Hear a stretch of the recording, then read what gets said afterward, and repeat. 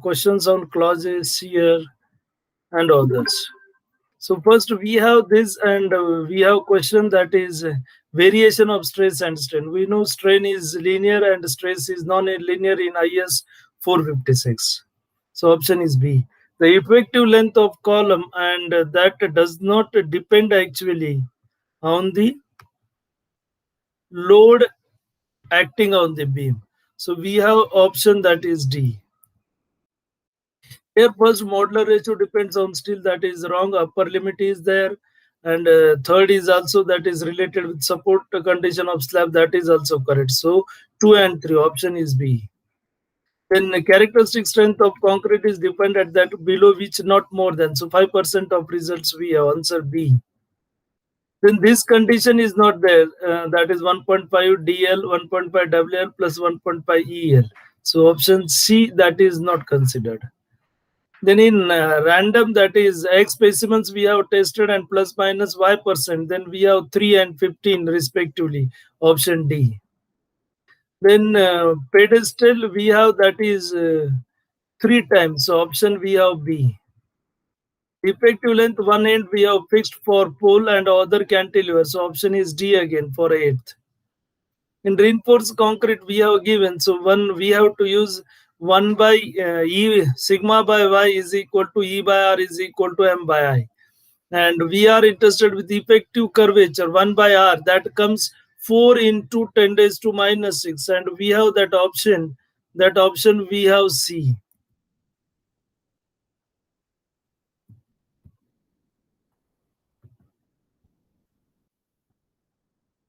Then the span to depth ratio, so that relate with your deflection, that is option is D again.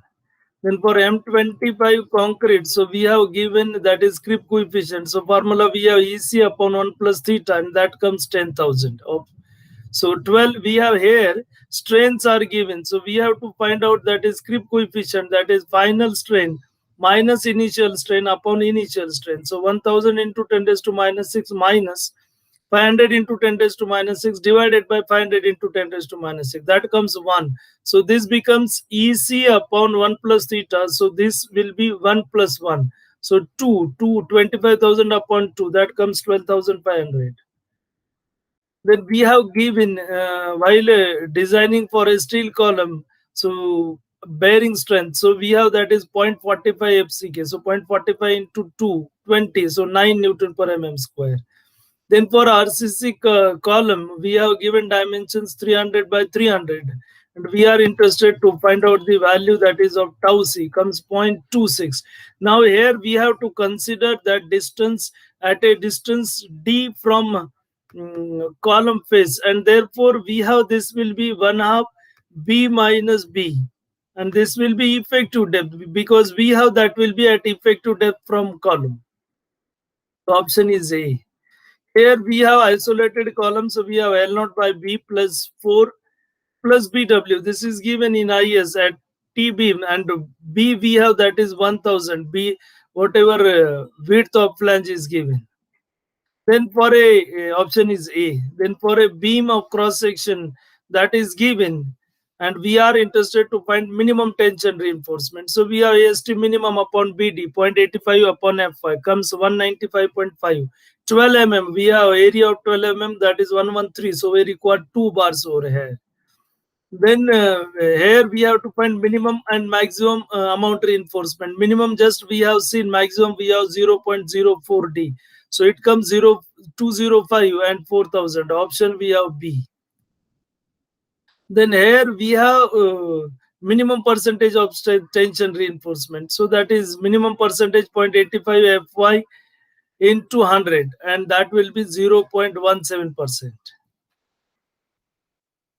Then tie bar we have that is equal to 2LD plus gap, and then we have to find out that we will get it as 700 millimeters. Then here we have to find out the development length, and we have formula LD is equal to 5 sigma s upon 4 tau BD, and as we have HYSD bar, so 60% increase comes 46.8755. Phi is diameter of bar. Then here we have to find out value of K. So we have same formula, and here it will come 6.4 because we are interested 1 by k coefficient for phi sigma s upon tau bd. Here we have to find out that diameter of vertical stirrups and other values are given. So that comes, we have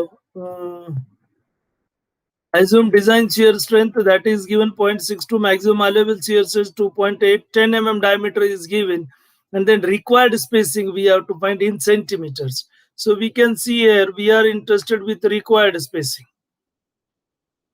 And then we have to use formula that is of shear. So we have to check it first, and then from this we are going to get value of stirrups as 8 centimeters center to center.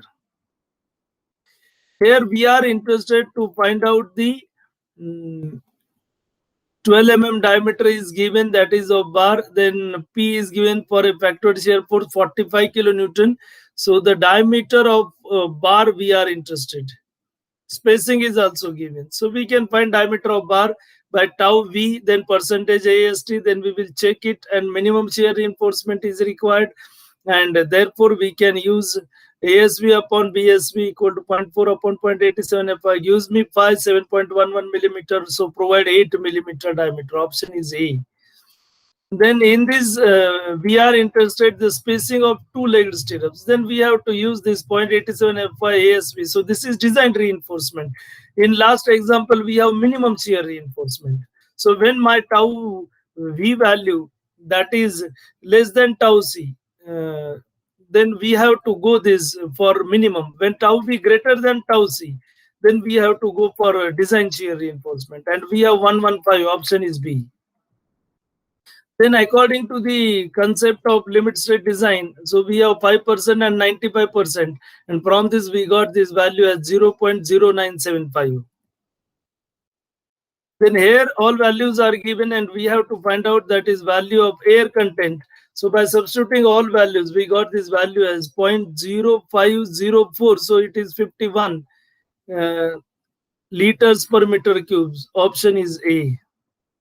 And here we have to find out effective span. So we have two criteria, one center to center, other clear span plus effective depth. By these two, we got 3.3 meter and 3.15 meter. Minimum of the two is effective span, that is 3.15 meter.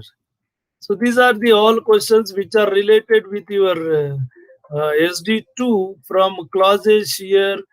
And then next time we will go for column and beams, that is sections. So today we will stop.